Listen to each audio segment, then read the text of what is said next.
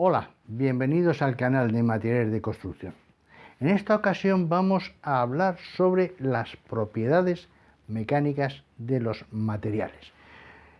Una de las características fundamentales para el uso de un material u otro son sus características mecánicas, su resistencia, la tensión que pueden soportar. En este programa vamos a ver las tensiones de rotura fundamentales, que son las de compresión, las de tracción, flexión y cortadura de un material. Comenzamos. Las propiedades mecánicas definen el comportamiento de los materiales ante las acciones exteriores, las cargas que tienen que soportar, siendo generalmente estas características las que inciden fundamentalmente en el uso de un material u otro, dependiendo de la constitución del material, de los esfuerzos o cargas que tengan que soportar y tratamientos a los que han sido sometidos, así como el ambiente que le rodea. Sobre un material de construcción actúan dos clases diferentes de fuerzas. Las fuerzas exteriores, el propio peso, pesos accidentales sobre el material, acciones externas y solicitaciones de todo tipo, viento, nieve, lluvia, etc. Y por otro lado están las acciones o las fuerzas internas. Son las fuerzas de cohesión entre las partículas que forman ese material. Los tipos fundamentales de propiedades mecánicas son resistencia del material para soportar esfuerzos ajenos a él sin romperse. Propiedad de modificar su forma sin quebrarse, lo que llamamos deformabilidad. Propiedad que indica la cohesión del material, la unión entre sus partículas, lo que denominamos dureza del material, la tenacidad y la fatiga. Al actuar una carga, un esfuerzo sobre un material, se producirá una tensión y una deformación, entendiéndose por tensión la intensidad de distribución de las fuerzas que se oponen a que el material cambie de forma. La tensión se mide en unidades de presión, como por ejemplo el megapascal, el newton milímetro cuadrado, el kilogramo o kilogramo fuerza por centímetro cuadrado o el bar. En el sistema internacional, la unidad de presión es el newton por milímetro cuadrado, newton partido por milímetro cuadrado. Sin embargo, muchas veces se emplea su equivalencia, que es el megapascal. La variación en las dimensiones de un material al actuar una fuerza o una solicitación se llama deformación. Se expresa la deformación en milímetros de aumento de longitud o disminución de longitud, o más normalmente en porcentaje sobre la longitud inicial del material, de la probeta. Las tensiones, igual que las deformaciones que se producen en un material, proceden de los esfuerzos exteriores de compresión, tracción, flexión y cortadura. La tensión de rotura a compresión, normalmente llamada resistencia a compresión, viene expresada por el cociente de la carga con la que el material se rompe y la superficie en la que se aplica dicha carga sobre el material, en este caso sobre la probeta. Ahí tenéis el gráfico, y la tensión de compresión es la carga de rotura P dividido por la superficie sobre la que se aplica esa carga. P vendría expresado en newton y S en milímetros cuadrados. La forma que adquiere la probeta cuando rompe a compresión depende de la naturaleza del material. Los materiales más blandos se rompen generalmente en forma de dos prismas truncados o dos troncos de cono unidos por la base menor. Ahí tenéis, ahí arriba, tenéis una rotura de una probeta de mortero de cemento. Los materiales duros y compactos se rompen según unos prismas rectos de sección irregular con generatrices paralelas a la dirección de aplicación de la carga.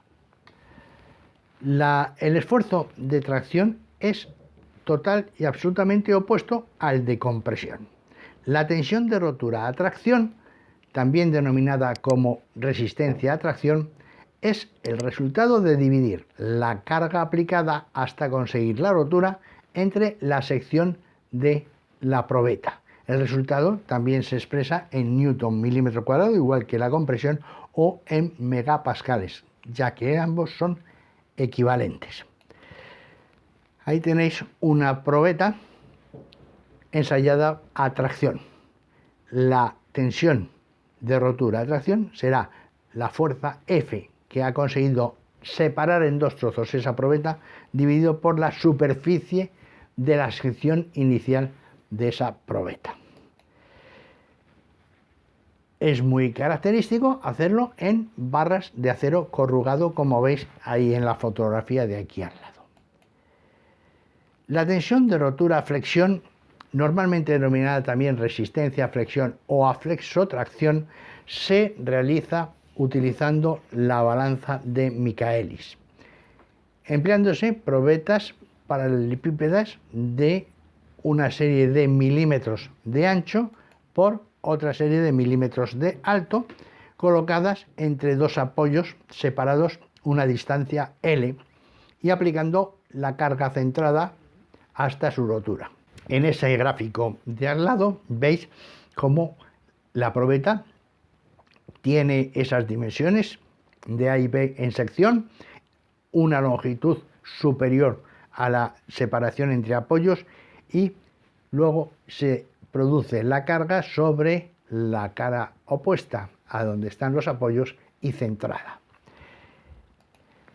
La resistencia a flexotracción del material viene expresada por el cociente entre el momento flector y el momento resistente de un material. ¿Qué es el momento flector y qué es el momento resistente? El momento flector es el valor que tiene la carga dependiendo del tipo de apoyos que se produzcan. Si es simplemente apoyada, si es apoyada empotrada, si es biempotrada. En este caso es simplemente apoyado. Y el momento resistente depende de la sección de la probeta. Así, el momento flector es la carga por la luz dividido por 4. PL dividido por 4.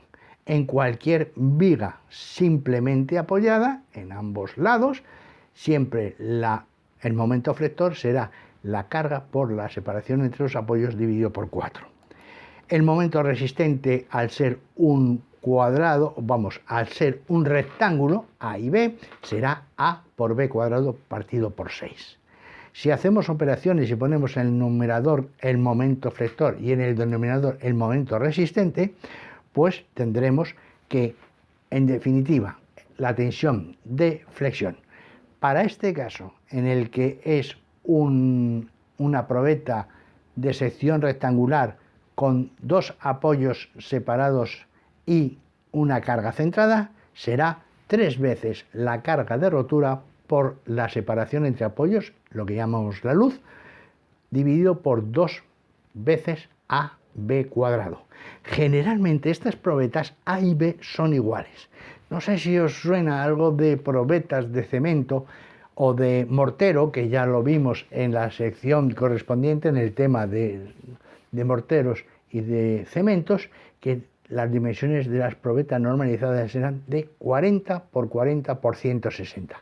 40 milímetros A, 40 milímetros B y 160 la separación, la longitud de la probeta. Puede ser que esta flexión se realice de esta otra forma, con dos apoyos para hacer la carga, de tal manera que, como las propiedades mecánicas de los materiales son únicas independientemente de la forma, tamaño de las probetas, si con una sola carga obtenemos F con dos apoyos para cargar, cada uno de los apoyos producirá una carga de la mitad, un medio de F. De tal manera que, por la misma razón, la tensión de flexión será la suma de las dos cargas, un medio de F más un medio de F, por la separación de apoyos L partido por A y B cuadrado. La fórmula es exactamente igual que la anterior, aunque veis que parece que faltan ahí algunos datos. La tensión de rotura a cortadura indica el valor de la tensión de rotura por efecto de un esfuerzo cortante y se determina por el cociente entre la carga aplicada y la superficie rota que se ha producido al romper la probeta. Me explico.